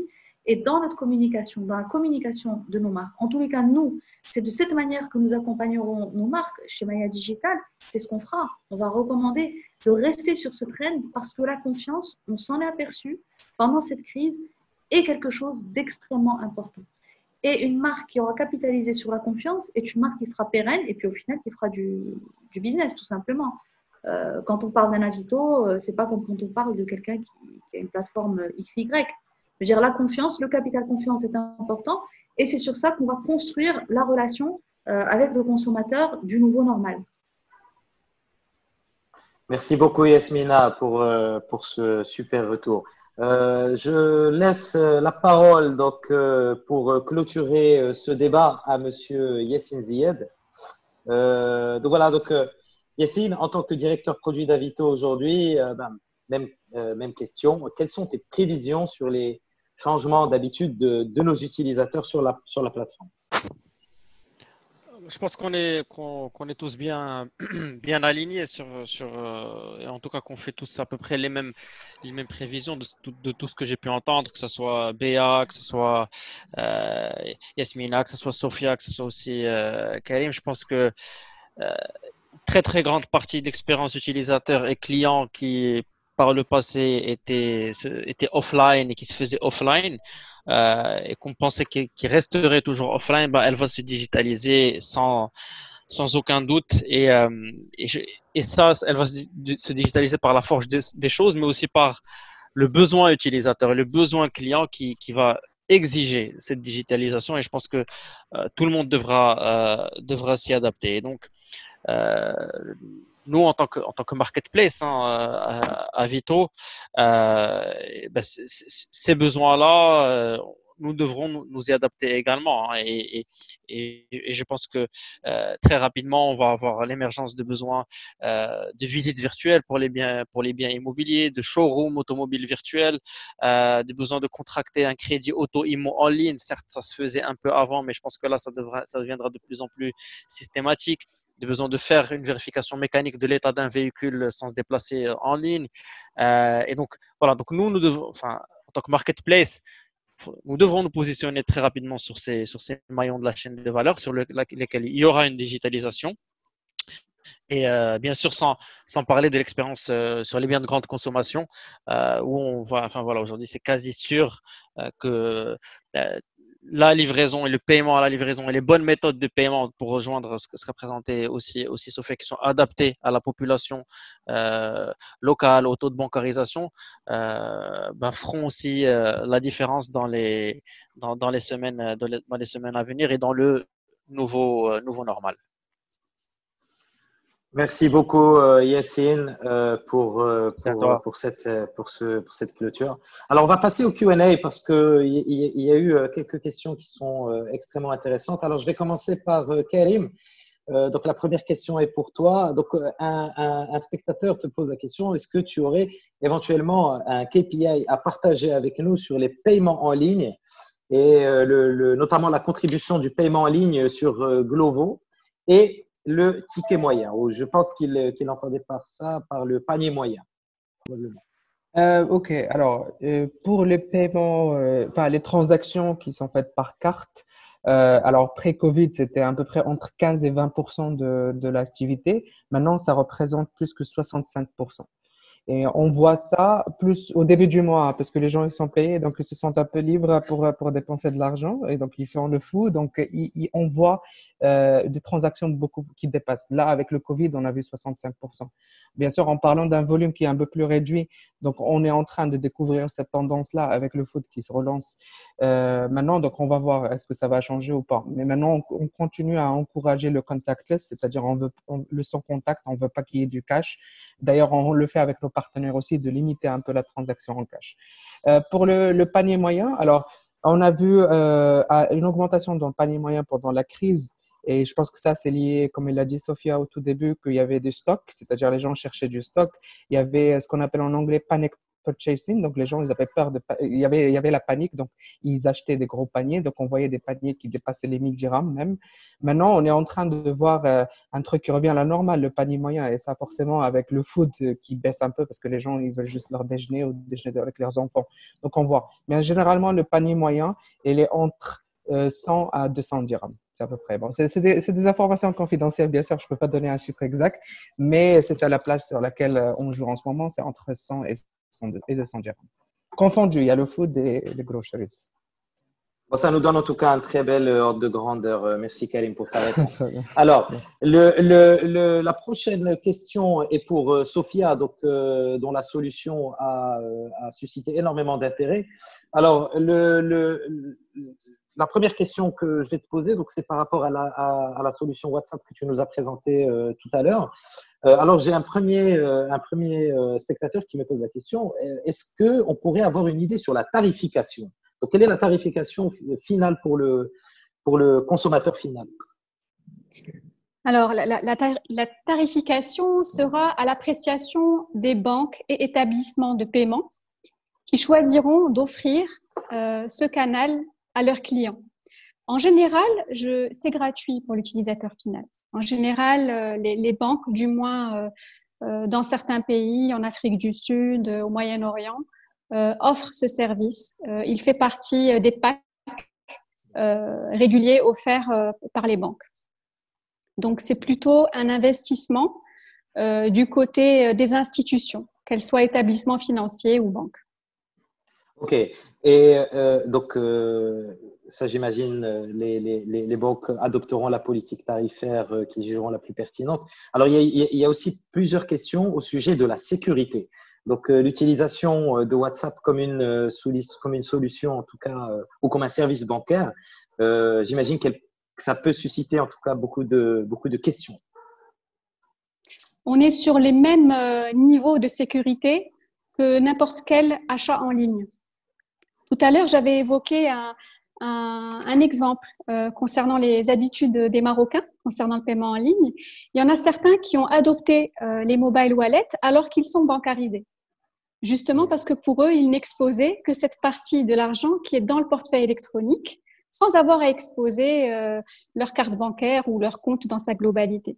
Donc en fait, si certains ont encore des doutes, ils pourront tester via un portefeuille mobile et ils pourront juger par eux-mêmes. Maintenant, que ce soit du niveau de WhatsApp qui garantit donc une solution cryptée de bout en bout, qui est déjà largement utilisée partout dans le monde. D'accord ? Et aussi à un autre niveau, en tant qu'expert de logiciels dédiés aux banques, on assure aussi la sécurité de cette partie-là. Donc, je tiens à rassurer l'audience. À ce niveau-là, c'est parfaitement sécurisé aujourd'hui. Génial. Merci, Sophia. Alors, j'ai une question pour Yasmina et un spectateur qui pose la question. Comment avez-vous fait face à l'arrêt brutal des annonceurs? Je dirais que c'est limite une question pour toi, Badr. Bon, tu réponds, puis je peux répondre. D'accord. En fait, on a les annonceurs, pour notre part en tout cas, ne se sont pas arrêtés brutalement de communiquer. Il y a eu des coupes budgétaires dans les budgets communication. Le digital a été maintenu parce que c'était le canal. Bon, déjà, on a les plus petits budgets par rapport à des budgets télé ou affichage. Et puis, les marques ont compris qu'ils ne pouvaient pas couper comme ça la communication, quitte à, entre guillemets, meubler. C'est-à-dire, même s'ils n'avaient pas de produit, ils ont accompagné le client sur ça. Ceux qui ont vraiment souffert de la coupe des annonceurs, parce que nous, on est dans le service. Donc, nous, on va accompagner, on est dans le service, on va conseiller. Mais ceux qui en ont vraiment souffert, c'est justement ceux qui vendent des espaces publicitaires. C'est pour ça que j'ai dit à Badr, voilà, c'est plus les supports qui ont été impactés, tout ce qui est presse électronique qui a vraiment joué le jeu et qui a été vraiment courageux. Ils ont été courageux parce qu'ils ont apporté de l'information, ils ont continué à se battre alors qu'ils ont pâti, ils ont été parmi les premiers à pâtir de l'arrêt de la publicité, d'autant que la publicité allait être déplacée. Donc ce n'est pas juste une question, c'est pas juste on arrête parce qu'on a peur, c'est qu'on ne peut pas faire un habillage de page sur un produit ou sur des vacances ou sur un hôtel, alors qu'il y a des préoccupations qui sont d'un autre ordre à ce moment-là.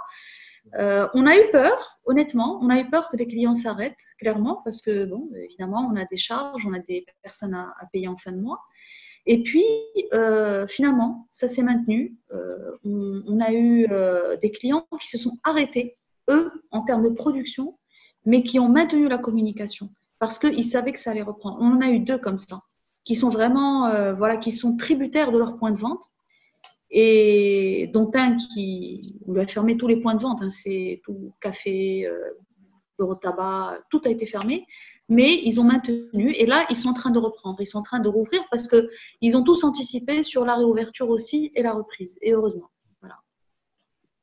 Génial, merci Yasmine. Alors, pour compléter du coup ta réponse, pour donner un avis peut-être aussi côté Avito, effectivement, il y a eu un arrêt brutal, mais je pense que ça ne concernait pas uniquement que les médias digitaux, les médias offline aussi ont été sérieusement impactés par cette crise-là. Bon, c'est une situation qui est assez exceptionnelle. Maintenant, comme l'a très bien expliqué Yacine tout à l'heure, je pense que ça a été aussi une période qui nous a permis en tout cas de remettre en question notre mode opératoire et la façon avec laquelle justement on s'adresse à l'ensemble de nos segments et à l'ensemble de notre communauté.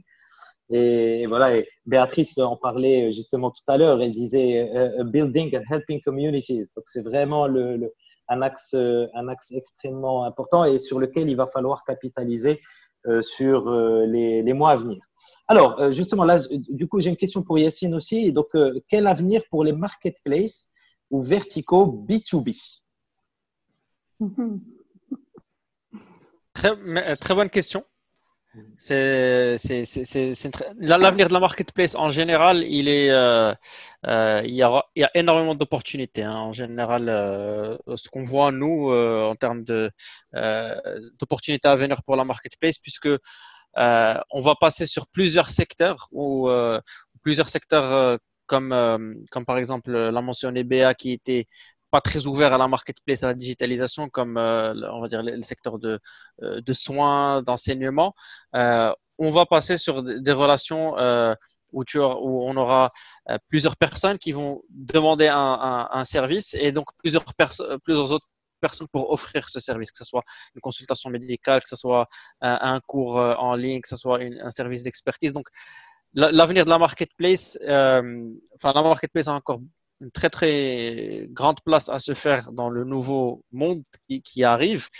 Et en ce qui concerne la marketplace B2B, pour moi c'est pareil, ça va suivre également.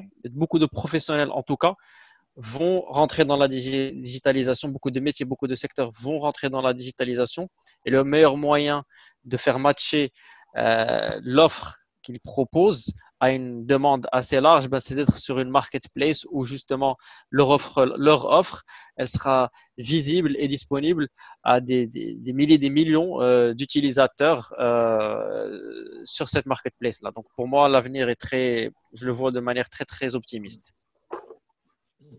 Super, merci Yacine. On garde 2 dernières questions parce que je sais qu'on a déjà dépassé le timing.